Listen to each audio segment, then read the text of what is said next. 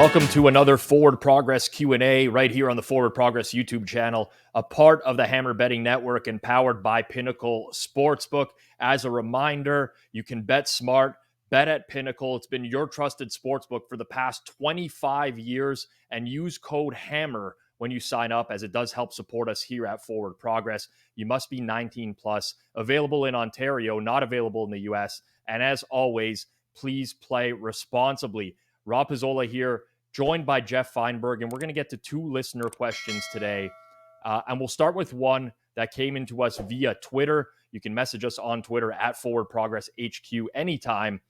Using Pinnacle's odds, the Bucks, Texans, Cardinals, Raiders, Rams, and Commanders are all projected to get 6 wins or less. If you were forced to bet one of these teams to make the playoffs, who would it be and why? I'll throw it to you, Geoff. Yeah, well, I'm going to cheat and I guess play closer to the top here. Even before that beautiful Sam Howell preseason performance recently, I am kind of bullish on the Commanders while totally accepting that they could maybe even be in the battle for first overall if things don't go right. A new coach with the new owner, a total overhaul could be on the horizon. But there are so many fun weapons on offense that I am excited about this team. And you would almost have to pick in the NFC. If you trust the Rams and their star power will stay healthy, that could be one, because a healthy Matt Stafford, you could argue, is the second, third best quarterback in the conference. But for me, it could be crazy, but I'm backing the Commanders, Rob. Yeah, I don't think it's crazy at all. I mean, uh, for me, it's all relative to price, right? Like whenever you want to make a bet, you kind of want to know what the price is, and this is not a super widely available market. The long shot is obviously going to be Arizona at 11-1, but they're not going to be favored in a single game. There's a pretty decent possibility that they'll be tanking for the number 1 overall pick, try to move Kyler Murray out next season, draft a quarterback first overall. Then you're going to have the rest of these teams that are kind of clumped together in a bunch. The Rams are interesting to me because I could see like a resurgence with that team, but they have a very tough early schedule, so they could pull the plug on the season early. I'm going to go with the Tampa Bay Bucks here. I think you'd likely find them in the range of like 4-1 to make the playoffs if you're looking to bet them. And it's going to be hard for the Bucks to overcome New Orleans in the division, mainly because the Saints have a very soft schedule. But I think there's a route where the Saints can be bad because Dennis Allen is bad. I don't really trust him much as a head coach. And listen, I don't want to dismiss the downgrade from Tom Brady to Baker Mayfield and possibly Kyle Trask if it gets there. Like, that's huge. Mayfield is bad. His accuracy is horrendous. He has major issues with turnovers. But Tampa's offense wasn't very good last season either. And whether it was Byron Leftwich calling all of those early first down runs, or if it was Todd Bowles, telling him to do that, it was tough to watch. And if they can get away from that, like, they're going to review this tape over the course of the offseason and say, this didn't work for us. We were running heavily on first and second down for 1 and 2 yards at a time. We can't do that again. I think their offense could actually improve even with the massive downgrade at quarterback just by getting out of those terrible situations. And one thing about, backing one of these bad teams is, like, you don't want to back a team like Arizona, for example, who you might suspect is tanking. Like, the org didn't go through this big rebuild phase in the offseason.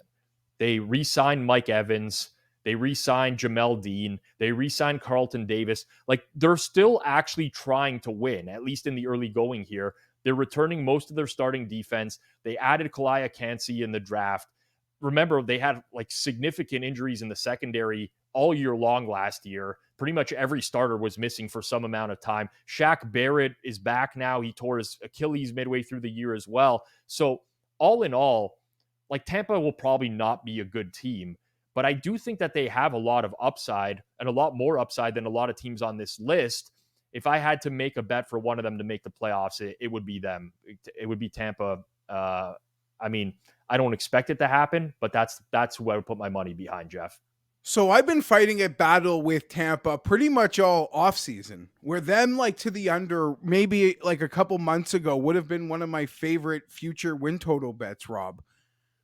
and simply like of the essence, like despite them not doing what I wanted them to do this offseason, I was still like thinking of them as a team that did what I wanted them to do this offseason. And what I mean by that, and like putting on my fan hat for a moment, which isn't hard for me, you won a Super Bowl. You had Tom Brady. You went to the playoffs. He retired. Caleb Williams, Derek Mayer coming out. Like Yeah. it's the perfect narrative to just your fans would be even satisfied. Like no one has the equity to totally go to zero across the league like they do. Cardinal fans had expectations last August. They might accept their situation. They're not happy about it though. Tampa, like they didn't get rid of I'm shocked Evans and Godwin are still back. I'm shocked all of the defense is still there. Like from a view from above in February, you're like, oh my God, Tampa can just trade for draft picks, totally reload, set up. But no, they didn't. They're also in a division, Rob. Like all those quarterbacks they're against, that Todd Bowles defense, for all his faults, he is going, they don't like pressure. Ritter doesn't like pressure. Carr doesn't like pressure. We don't really know the book on Bryce Young. They can cause all of them havoc. Where even if I was like, no, but by the trade deadline, they'll be making deals. Just no, they'll be a game and a half out of first. They're not going to be trading anybody because no one's going to be moving away from this division, sort of like last year. So yeah, I don't hate Tampa like I did when I sort of started futures content because I'm seeing it a lot clearer as to why there's that path. And as an organization, they didn't take the road that a lot of us probably just assumed they would. We're reading each other's mail because ultimately this came down to Tampa Bay or Washington for me. You can find Washington in like a 3-1 range to make the playoffs right now, but Washington's got 4 games against the Cowboys and the Eagles. I think it's just tougher for them overall, despite the fact that I think that they're a better team than the Tampa Bay Buccaneers. But to me, the Bucs have some serious upside. The Raiders just don't do it for me. Jimmy G, as much as I've been a big fan of his in his career, you put him behind a bad interior offensive line with McDaniels as head coach. No thanks there for me. Houston doesn't seem to be like a team that is really trying to accelerate things and like get themselves into position. Although maybe the division is live and Jacksonville's not as good as we think, but Tampa and Washington were what it came down to for me in terms I of guess making. like from a card playing perspective, Rob, with Tampa, you have more outs because the division is well, like maybe unlikely, and the Atlanta hype train is probably real. The division draw, like flipping the dealer flipping the divisions, a lot more likely than any other team we've discussed. Well, it was going to be an NFC team for me. And like that's why I was looking at Washington as well, because the NFC is just not that good. There's just so many teams that are in a fight for the playoffs. Whereas you look at the AFC, and obviously, like football is football. We've been watching the NFL our whole lives. We know that anything can happen. But picking a team like the Raiders to come out ahead of all these better teams than them, it just seems like such a daunting task. So that's where I went with this one. Question number 2 came in via Twitter DMs to our Forward Progress account. Which team will make the biggest jump in total wins from last season to this season? And I'll throw this one over to you again, Geoff.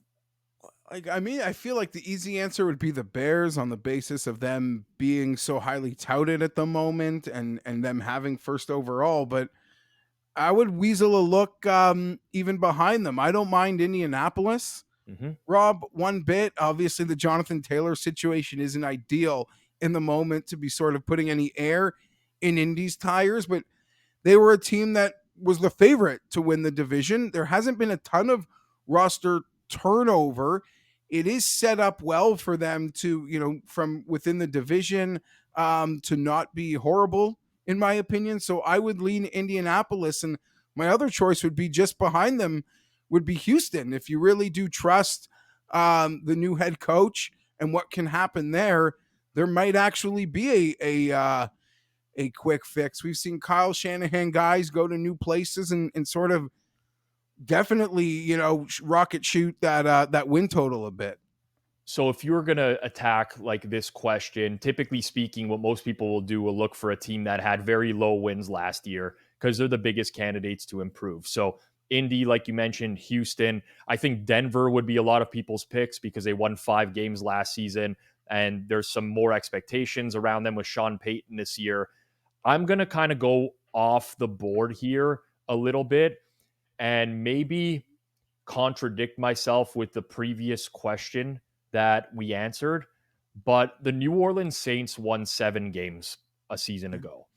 And there are way more obvious candidates than the Saints. But they were top 10 in both offensive and defensive success rate last year. I'm not a huge Derek Carr fan, but he's a sizable upgrade over what they were rolling out in Jameis Winston and Andy Dalton. And neither of those guys could close out a close game. There was turnover issues. The defense held up for the entirety of the season. That was with Marcus Davenport on the shelf for basically half the year.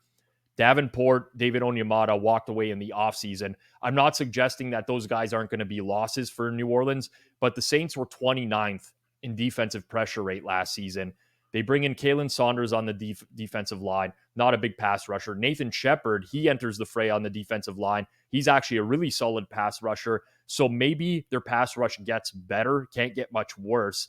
And if we look at some of the luck factors out there, Geoff, the Saints were bottom 10 in the league in net turnovers.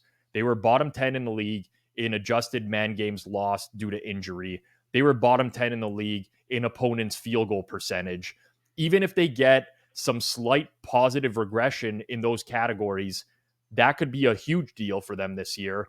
But the most important thing for me, and anyone who wants to go out and do this, is look at the Saints' schedule. Like, it is an absolute cakewalk of a schedule. The toughest teams they're going to play this season, according to my preseason power ratings, are the Lions and the Jags. And both of those games are going to be at home for them, where they're probably going to be like a pick 'em or even a small favorite. So the schedule just sets up so favorably for them. Derek Carr, whose career numbers have taken a big dip whenever he plays in bad weather, he's going to be playing 13 of the 17 regular season games in a dome. And on top of that, the road travel at the end of the year, where it's typically cold, is going to be to LA and it's going to be to Tampa Bay. Like, I cannot think of a more perfect schedule to make an average team look like a great team in the regular season. But I think the Saints are very live in the alternate line overs market if they get some help. I don't like Dennis Allen. I think he's one of the league's worst coaches. But I could see this being like a team that has a lot of like regular season success. People buy into them going into the playoffs, and they're a one and done team in the playoffs. I just think it's a really favorable schedule for them this year. So I like the upside with the Saints based off of that. Yeah, I really am impressed by how you looked at it and the sort of take you made, because from the outside in other markets, you know, people are just like, do I want to trust the Saints? Should I trust the Saints? I just can't trust the Saints. Not even saying they want to back Atlanta or someone else in that division. But in the context that you put it, there is the scenario where they actually are like 2.5 classes above that entire division. Yep. Even regardless of what you think of Derek Carr and all the other things, if those veterans on defense still have a bit of juice left, like the path with the schedule, like you can see the way where the season starts and it is the end of October and that division is over. Yep.